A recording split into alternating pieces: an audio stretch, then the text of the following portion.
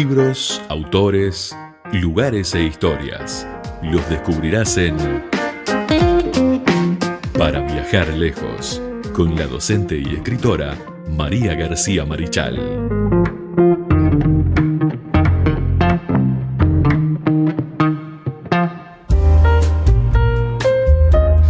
Continuamos en Punto de Partida, como todas las mañanas, compartiendo y llevando la mañana, estos fresquitos que se están viniendo de estos de otoño. Pero bueno, aquí estamos para compartirle y bueno, llevar esta mañana. Como siempre, las vías de comunicación 091 99 12 10 más 598 si está fuera del país. O también tanto por Telegram como por WhatsApp, y si no también YouTube, Facebook. Bueno, ahí nos pueden encontrar, buscan el Libertador Vergara 1210 AM Radio Libertador y nos van a ir encontrando en las distintas redes. Como todos los martes, columna de literatura, pero yo no estoy solo. María García Marichal es la que está encargada de esta columna y le damos la bienvenida. ¿Cómo estás, María? Muy bien, feliz, contenta de estar acá contigo y en la radio. Muy buenos días, audiencia. Bueno, a ver, contame, María, ¿qué vamos a hacer hoy? ¿Por dónde vamos a estar navegando? Bueno, en realidad navegó alguien hacia acá, ¿no? Sí, exacto, pero nosotros lo vamos a acompañar. Los vamos a acompañar en el Beagle, bueno, en el HMS Beagle. Vamos a hablar de Charles Darwin. Pero vamos a hablar de Charles Darwin como escritor, porque una de las características que menos se conoce de Charles Darwin es que fue un escritor popular excelente cuando hizo las descripciones de los viajes por estas tierras. Pero mi idea... Por estas tierras, dijiste. Eso. Mi idea es qué vio, qué hizo por estas tierras. Mirá. Y hablo de estas tierras y hablo de Soriano, Colonia, Canelones. Hablo de las piedras. Mirá. De Montevideo. ¿No estuvo en los Cerrillos? Estuvo en los Cerrillos, bien, claro que sí, estuvo en los Cerrillos. Más allá de que él después tiene otros documentos en los que... habla de la casa de Tajes, ¿no? De la casa de Máximo Tajes, del lugar donde eran las tierras de Tajes.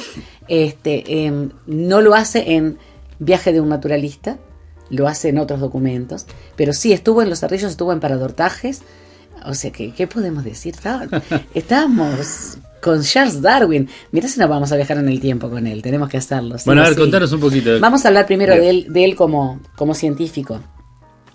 Nuestro programa de hoy se llama Viaje de un naturalista. ¿Cómo vio Charles Darwin a Banda Oriental? Porque él la llamaba así, Banda Oriental. Sin el artículo adelante y en castellano, por supuesto, en español. El autor de El origen de las especies, que es la obra por la que más se lo conoce, porque es además el autor de toda la corriente de la evolución, fue con Alfred Russel Wallace el primero que planteó la evolución biológica a través de la selección natural. Ideas que en aquel tiempo eran sumamente revolucionarias desde el punto de vista científico, ¿no? Darwin nació el 12 de febrero de 1809 en Demont. Demont queda en Shrewsbury, en el Reino Unido, y falleció el 19 de abril de 1882 en Downhouse, que viene a ser un cottage de su familia, ¿no? Un lugar que era, digamos, como su casa de campo, también en Reino Unido. Mientras la evolución como idea científica fue aceptada ya como un hecho en la época de Charles Darwin, la evolución a través de la selección natural fue bastante más resistida. Recién en la década de 1930 comienza la selección natural, o sea, la evolución no del más fuerte, sino del más adaptable. Claro, sí. Del que más capacidades tiene de adaptación a los cambios. Por supuesto. Climáticos, botánicos. Un caso muy claro, el perro. Por ejemplo, ¿no? Claro, por supuesto. Se convierte en lobo, el perro salvaje, exacto. El perro domesticado, el perro peludo en la nieve. Exactamente. Bueno, y después viene la selección por cruza, que viene después hecha por el humano. Pero lo primero es una selección natural. Esa selección natural, ahí está. Es en el 30 recién. Hoy en día, esas ideas de Darwin, de la evolución por selección natural, son la base de la síntesis evolutiva. Hoy la síntesis evolutiva moderna, mucho más adelantada, la tecnología ha permitido mucho crecimiento en esta parte de la ciencia. Darwin tenía 16 años cuando ingresó a la Universidad de Cambridge. Era un niño, era el más chico de todos los que había en la universidad. Era extremadamente inteligente. y allí empezó o desarrolló la pasión por la naturaleza. Pudo desarrollar ampliamente esa pasión por todo lo que era natural y por todo lo que lo rodeaba. Era un hombre extremadamente cristiano y era un profundamente agradecido de la vida. Entonces, él decía que investigar la vida y aprender sobre ella era también una forma de oración y agradecimiento. Sí, contrario a todo lo popular que se dice que era... Al contrario. Que vino a tirar abajo el no, cristianismo. al contrario, todo lo contrario. Fue profundamente Es más, cristiano. tiene muchos escritos donde él habla acerca Exactamente, de Dios, sí, fue un cristiano muy profundo y educó a sus hijos, que fueron unos cuantos, en la fe. Y él decía que era una forma de orar, la forma de estudiar la naturaleza.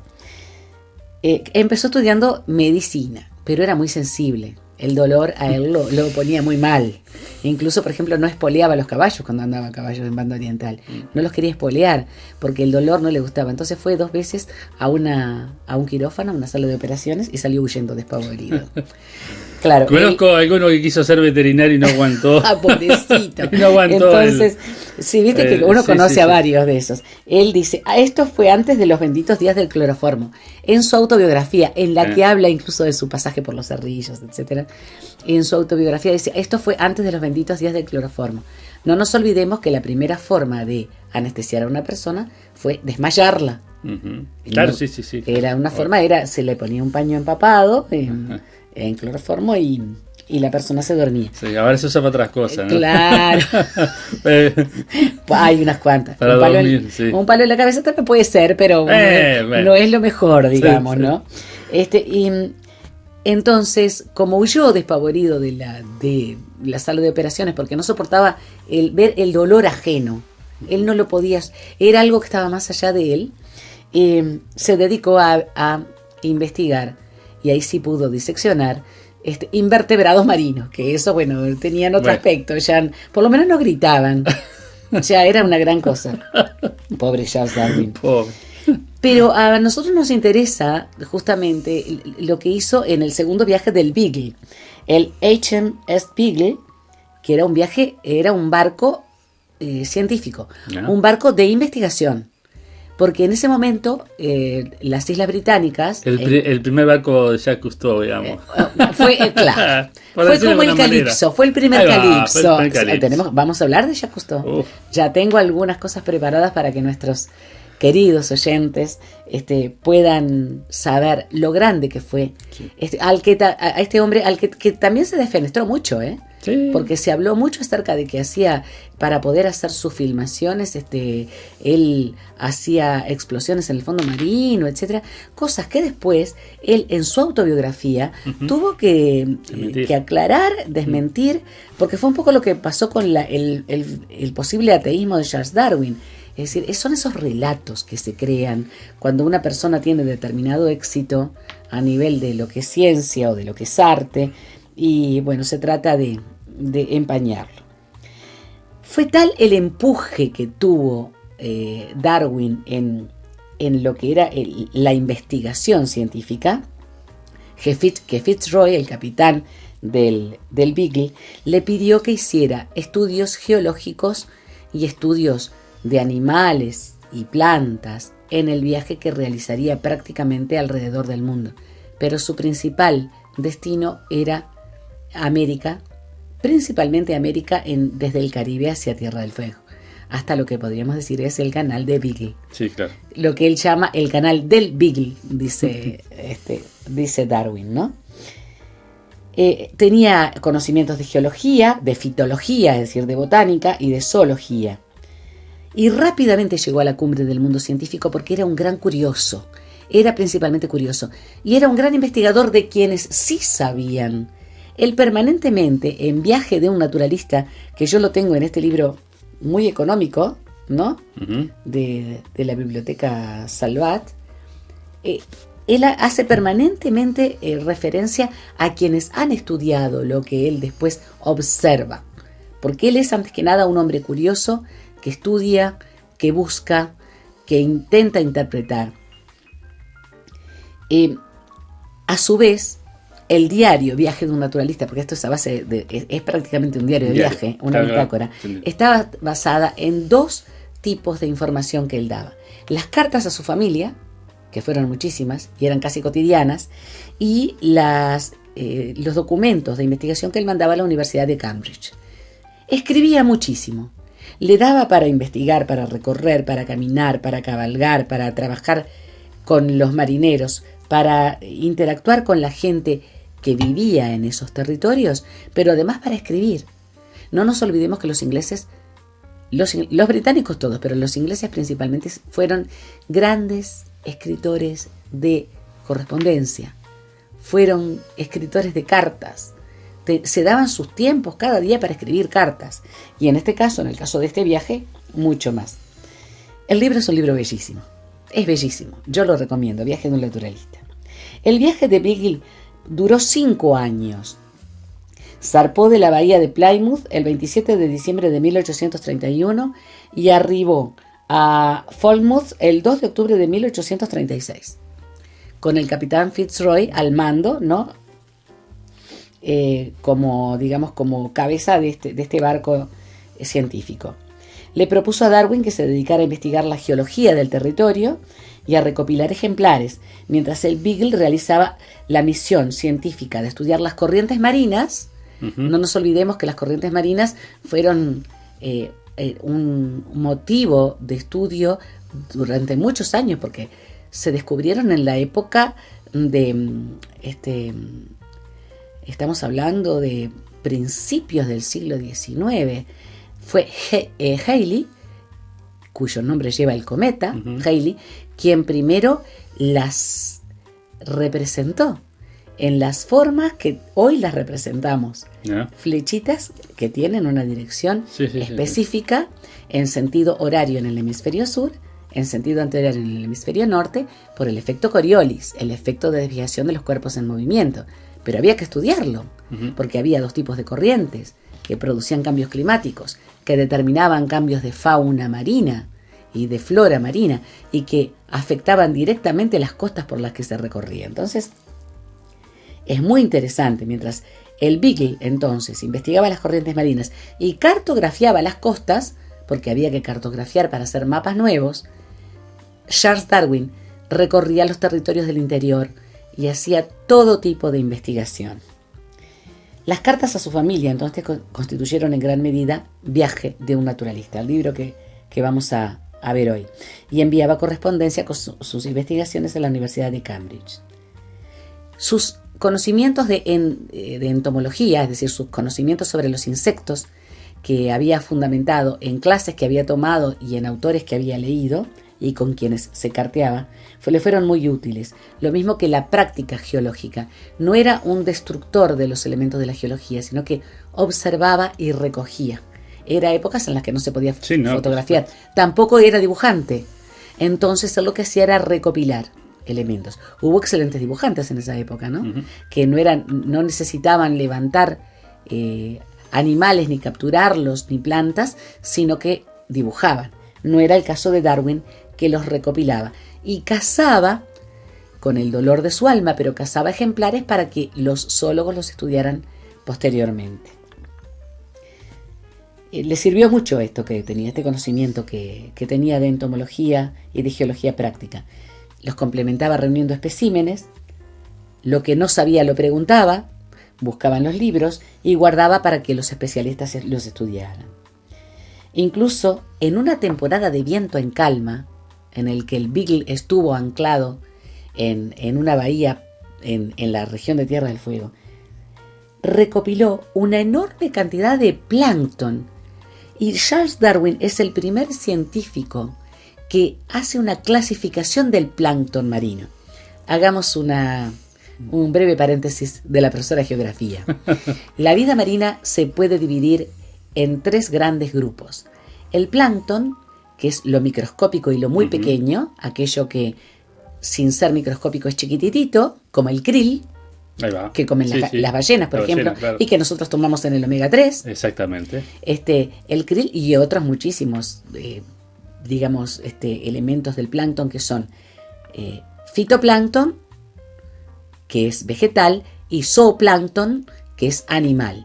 El fitoplancton en grandes cantidades es el gran productor de oxígeno, porque durante las horas de sol realiza el fenómeno fotosintético, Sí, el proceso de fotosíntesis. El gran productor de oxígeno de nuestro planeta es el fitoplancton de los océanos. Sí. Y súmale los bosques, Bueno, ¿no? sí, no, pero por lejos es el océano. Por El océano supuesto, está es el océano el productor más grande de oxígeno de la atmósfera, el que Totalmente. renueva permanentemente, el fitoplancton. Él hizo incluso clasificación de fitoplancton y zooplancton excelente, que hoy en día se toman como base para seguir estudiándolo. Estamos hablando de un gran científico. El plancton, que es lo microscópico y pequeño, el nécton, que son los peces, los cetáceos, los moluscos y crustáceos que nadan o que son, digamos, de alguna manera que se desplazan de alguna manera, digamos, de forma voluntaria, vamos a decirlo entre comillas. Y luego el bentos, que es lo que se arrastra en el fondo marino o lo que es arrastrado por la corriente y que es grande de tamaño. Por ejemplo, moluscos, muchos crustáceos y otros elementos de los animales marinos. Y también de los vegetales marinos, como por ejemplo espongiarios, celenterados. Bueno, no voy a hacer acá una clasificación biológica, pero tenemos entonces plancton, que es lo chiquititito, nécton, que es lo que se moviliza, podríamos decir voluntariamente, y bentos, que es lo que se arrastra en el fondo o es arrastrado por las corrientes. Pero lo que más destacó el viaje de un naturalista, que es este libro hermosísimo, que me tiene fascinada porque yo lo estoy leyendo ahora, fue la atenta observación que hizo de los grupos humanos. Mira. De los aborígenes, Sí. con quienes interactúa muchísimo, de los colonizadores, entre ellos le llamó muchísimo la atención el gaucho, habla muy bien del gaucho y del gaucho oriental habla muy bien, Mira. por eso yo lo quiero destacar, y de los esclavos. Aborrecía la esclavitud. Estamos hablando de que Inglaterra, lo que después fue el Reino Unido, fue no solamente constituyó el imperio más grande marítimo de ese momento, sino que era el principal eje del comercio de esclavos. Darwin lo aborrecía porque era un humanista. Entonces va a hablar contra la esclavitud durante toda su obra, en toda su obra. Esto le determinó muchísimos, pero muchísimos enemigos, sobre todo aquellos que vivían por supuesto. del comercio de esclavos. Pero vamos a leer algunas Vamos a leer, a ver ahí. Porque El viaje de un naturalista, yo lo recomiendo como un libro exquisito para entender cómo era el tiempo estamos hablando del siglo XIX. Estas lecturas que yo voy a hacer son de 1833. Claro. Estamos hablando, todavía no habíamos llegado a la primera mitad del siglo XIX. Sí. Y estamos hablando de un hombre que era un científico muy objetivo. Éramos bastante nuevos como país también, ¿no? Date cuenta que en 1830 Sí, claro. habíamos jurado nuestra primera constitución. Sí. Él habla por eso de banda oriental y vamos a ver después qué dice de nosotros. Habla, por ejemplo, de la época de rosista, ¿no? Estamos hablando de la época rosista, y él tiene un precioso comentario al pie de página de Viaje de un naturalista. El general Rosas albergaba el deseo de conocerme, circunstancia de la que más tarde me alegré. Es un hombre de extraordinario carácter y que tiene una gran influencia, la cual parece poner al servicio de la prosperidad y el progreso de su país. Dicen que es dueño de casi 350 kilómetros cuadrados de tierra y posee 300.000 cabezas de ganado. Sus propiedades están admirablemente administradas y producen mucho más grano que las de cualquiera otro. Al principio se hizo célebre por las normas que aplicaba en sus propias estancias, adiestrando a varios cientos de hombres para que pudieran resistir con éxito los ataques de los indios. Se cuentan muchas anécdotas respecto de la severidad con que hacía cumplir sus normas. Una de ellas advertía que ningún hombre, so pena de ser colocado en el cepo, debía llevar su cuchillo en domingo. Como este era el día en que más se jugaba y bebía, en él eran frecuentes las peleas, que solían resolverse con el cuchillo y a menudo acababan fatalmente. Un día fue a visitar la estancia el gobernador, con gran ceremonial, y el general Rosas, en su apresuramiento por salir a recibirle, acudió con el cuchillo en la funda, como de costumbre. El capataz le tocó el brazo y le recordó la norma, tras lo cual el general se volvió al gobernador y le dijo que debía ser llevado al cepo y que, hasta que no lo soltaran, no poseía poder alguno, ni aún en su propia casa. O sea, Rosas se hizo poner en el cepo por no cumplir la norma. El general Rosas era también un perfecto jinete, cualidad de no poca importancia en un país en que todo un ejército elegía a su general tras distintas pruebas de habilidad con el caballo, ¿no? Habla de que, adoptando la vestimenta y costumbres de los gauchos, ha conseguido una popularidad sin límites en el país y, en consecuencia, un poder despótico. Él habla muy admirado de Juan Manuel de Rosas y al pie de página pone: más tarde se ha demostrado que la impresión que yo tenía era, por desgracia, totalmente equivocada. Porque además después habla muy mal de Rosas. Claro, Rosas fue un déspota.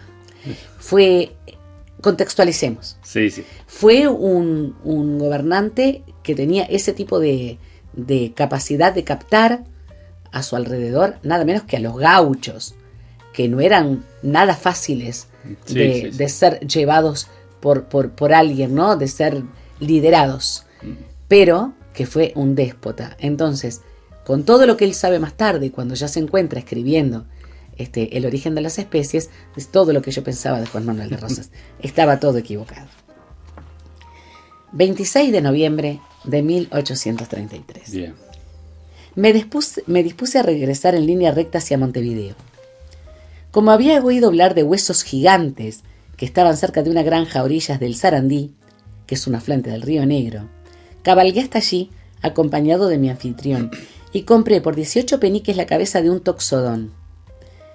Cuando la encontraron estaba casi perfecta, pero los críos, o sea los niños, le hicieron saltar varios dientes, dándoles con piedras, y después los usaban como blanco para hacer puntería. Un toxodón viene a ser, si no me equivoco, los oyentes me pueden corregir, porque cometí la desprolijidad de no buscar lo que era. Creo que es un oso, digamos un perezoso gigante. Bien. Había muchos perezosos gigantes, y había además osos grandes en esa época. Estamos hablando de fósiles, ¿verdad? Que estaban prácticamente a la vista. Después fueron destruidos por distintas razones, hasta por la explotación de las minas de calcita y de mármol. Por pura casualidad encontré un diente en perfecto estado que encajaba exactamente en uno de los alvéolos de la calavera, enterrado en la orilla del río Tercero, que está a casi 300 kilómetros de allí. Es decir, que está hablando de que pudo haber habido hace millones de años una migración de animales entre el interior de Argentina y lo que era en ese momento Banda Oriental. Encontré restos de este extraordinario animal en otros lugares y de ello deduzco que debió de abundar bastante. También encontré aquí trozos pertenecientes a la armadura de un gigantesco animal parecido al armadillo y parte de una gran cabeza de Milodón. El armadillo era lo que nosotros llamamos el cliptodonte, gliptodonte, ¿verdad? Los huesos de esa cabeza estaban tan bien conservados que, según el análisis realizado por Mr. T. Ricks, contenía un 7% de sustancia animal y al acercarlos a una lámpara de alcohol ardían con una débil llama. Significa que tenían todavía preservado y fosilizado tejido animal que, digamos, por supuesto, se transformaba en algo así como una turba de carbón. La cantidad de restos que se encuentran enterrados en el subsuelo del gran estuario que forman las pampas y cubre las rocas graníticas de Banda Oriental debe de ser realmente enorme. Me parece que si trazásemos una línea recta que arrancase de un punto de las pampas en cualquier dirección, encontraríamos cualquier esqueleto o algún hueso. Además de lo que yo encontré durante mis breves excursiones, he oído hablar de muchos restos, y el origen de nombres como el río del animal o la colina del gigante es obvio. En ocasiones he oído contar cosas acerca de las maravillosas propiedades de algunos ríos que convierten en grandes algunos huesos pequeños, o como aseguran algunos, que hacen que los huesos crezcan. A mi entender, ninguno de estos animales murió, como antes se creía, en los marjales o en el lecho fangoso de los ríos que hoy existen, sino que han quedado expuestos a la erosión producida por las corrientes en el estrato subacuático, en el que estaban anteriormente enterrados. Es decir, no es que los ríos hicieran crecer a los huesos, Sí, claro. sino que eran fósiles de animales erosionados y muchos de ellos con agregado de sustancias minerales, propias, por ejemplo, de los conglomerados, que son las rocas que se forman Claro. por acumulación de arena, de grava, de lodo. A mediodía del 28, estamos hablando de noviembre de 1833, llegamos a Montevideo, tras un viaje de 2 días y medio. La zona por la que cruzamos tenía en conjunto características muy uniformes y en algunos puntos era más montañosa y escarpada que las zonas adyacentes al Plata. Cerca de Montevideo pasamos por el pueblo de Las Piedras, Mirá. cuyo nombre deriva de las grandes masas redondeadas de sienita que se encuentran allí. La sienita es una roca Sí. calcárea que después, por supuesto, en las canteras fue desmenuzada. Pero fíjate por qué el nombre. Sí, sí, sí. Acá tenemos el origen del origen del nombre, nombre de las piedras. justamente por Charles Darwin, por las rocas, por las masas redondeadas de sienita. El pueblo es bonito. En este país, una casa rodeada de higueras y un promontorio que se levante unas decenas de metros del suelo basta para que tengamos que hablar de una vista pintoresca. O sea, ya eso le gustaba a Darwin, porque estaba casi vacío. Claro, Entonces, sí, sí, obviamente. había un rancho, unas higueras, Qué campaña, un prácticamente. patio, claro, Sí, sí, sí. plantas, ombúes, y eso era ¿Y una cuántos vista. serían los pueblos? 15, 30 casas. Claro, Más o no menos. más de eso, Sí, sí. no más de 30 1800. casas. Algunos, muchos menos, ¿verdad? Sí, sí, sí. Algunos un poco más. Montevideo era un poquito más grande. Tenía 15.000 habitantes en la época de Charles Claro. Darwin. Durante los últimos 6 meses he tenido la oportunidad de comprender un poco mejor el carácter de los habitantes de estas provincias. Los gauchos no se pueden comparar a la gente de la ciudad. El gaucho es invariablemente atento, educado y hospitalario. No recuerdo un solo ejemplo de brusquedad o falta de hospitalidad. El gaucho es modesto, pero tiene un gran sentido de la propia dignidad y de la de su país. Y al mismo tiempo es muy valiente y corajudo. Por otra parte, los robos son muy frecuentes y hay muchas riñas sangrientas provocadas, en mi opinión, por su costumbre de llevar siempre el cuchillo. Es lamentable el gran número de vidas que se pierden por verdaderas nimiedades. La idiosincrasia del gaucho, perfecta, pintada por Charles Darwin.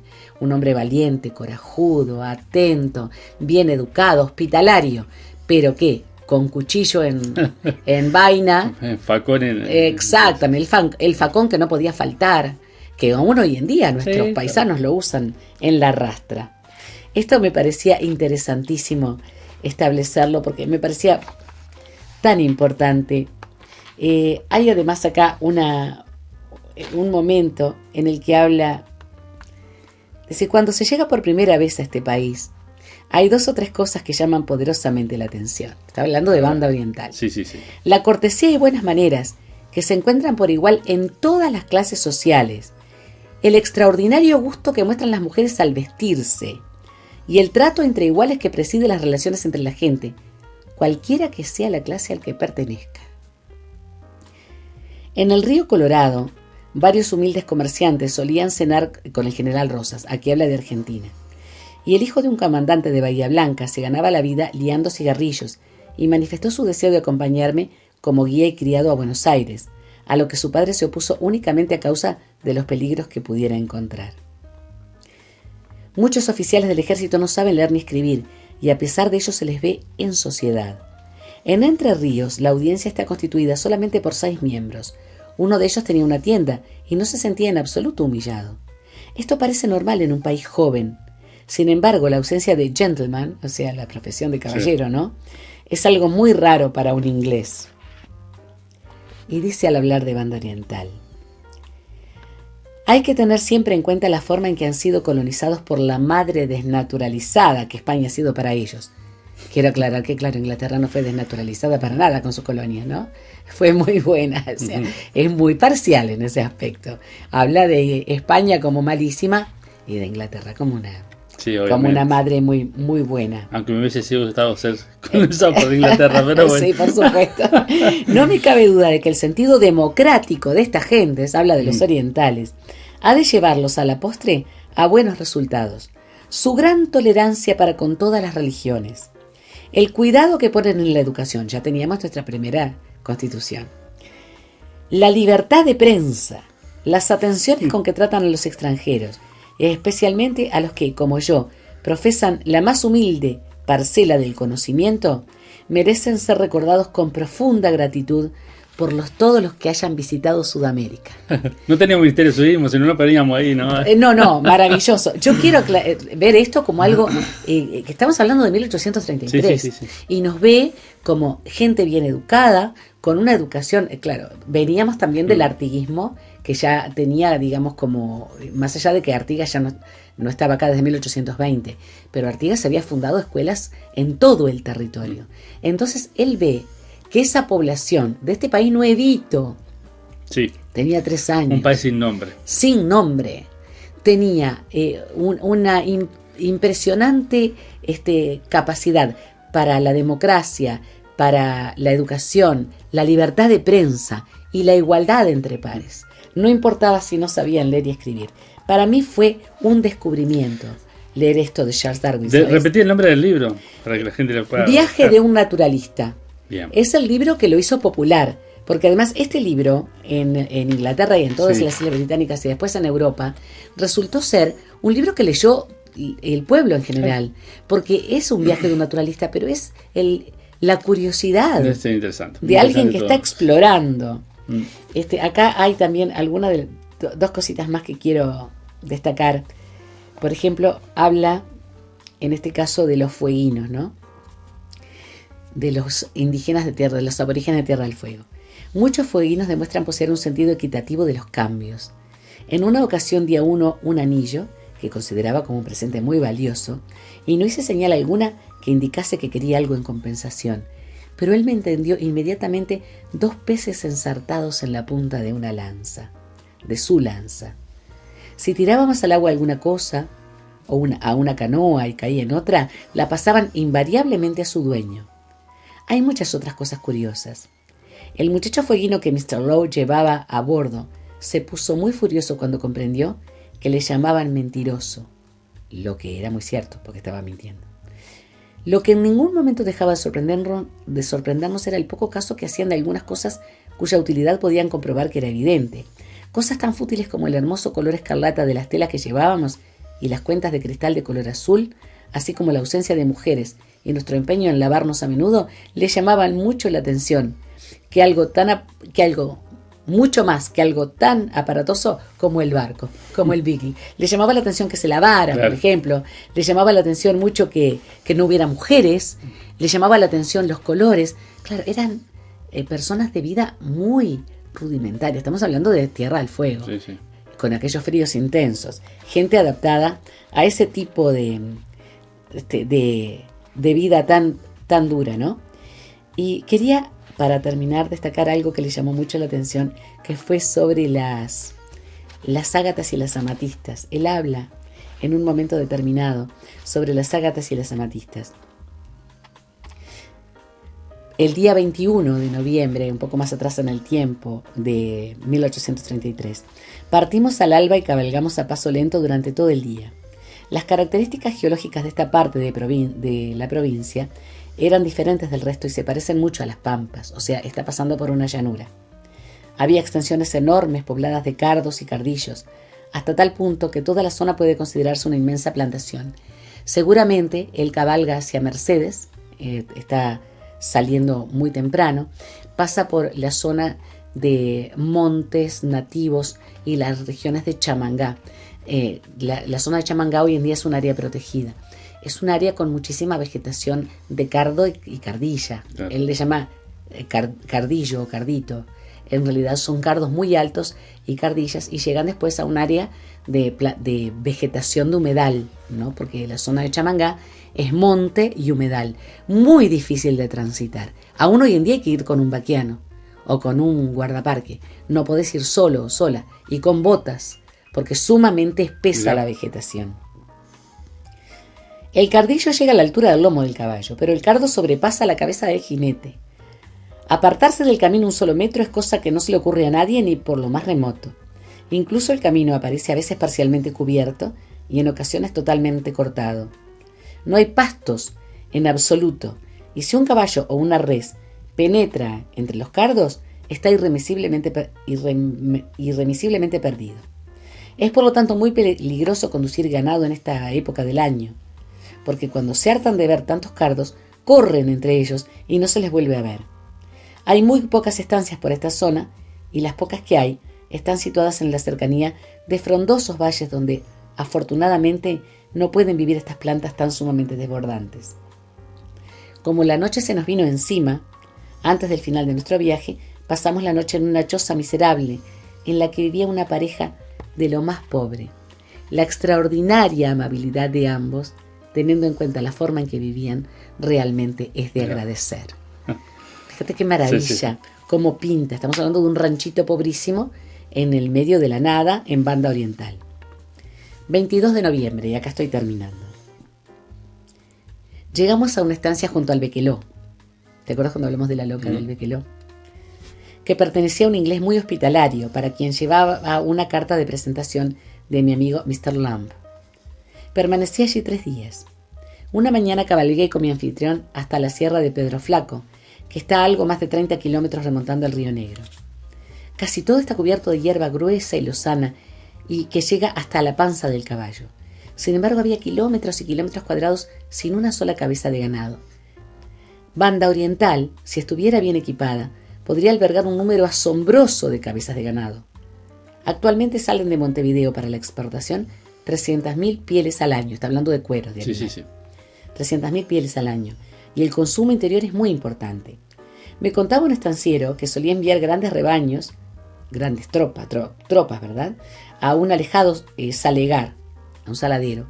Era la época del tasajo, todavía no estaban los frigoríficos, que muchas veces se veían obligados a matar y desollar a los animales exhaustos, pero que nunca podía convencer a los gauchos de que no debían comérselos, y cada noche sacrificaban una res para la cena. La famosa idea de que el gaucho mataba un vacuno para sacarle una parte para hacer un asado, y el resto se lo comían los animales de carroña. Es decir, todavía el gaucho era el gaucho en sí mismo. Hasta el alambramiento de los campos de todo el territorio sigue siendo tan libre y tan falto, digamos, de normas como en el inicio de la aparición de esta forma antropológica tan particular. La vista del río Negro que puede contemplarse desde la sierra es la más pintoresca que pude ver en esta provincia.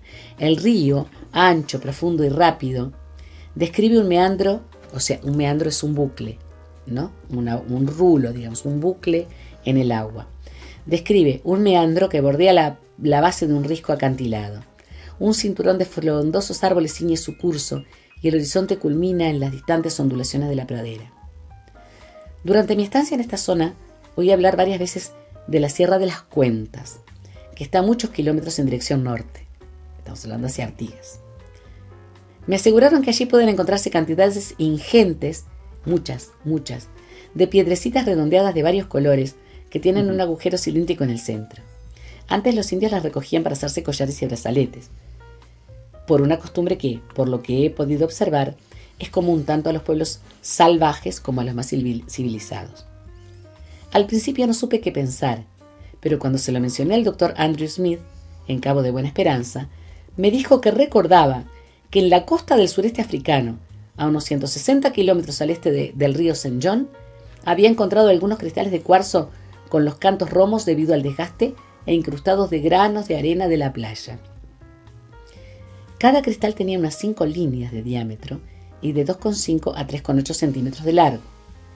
Algunos de estos cristales presentan un orificio de uno a otro extremo y perfectamente cilíndrico por el que hubiera podido pasar una fina cuerda de tripa.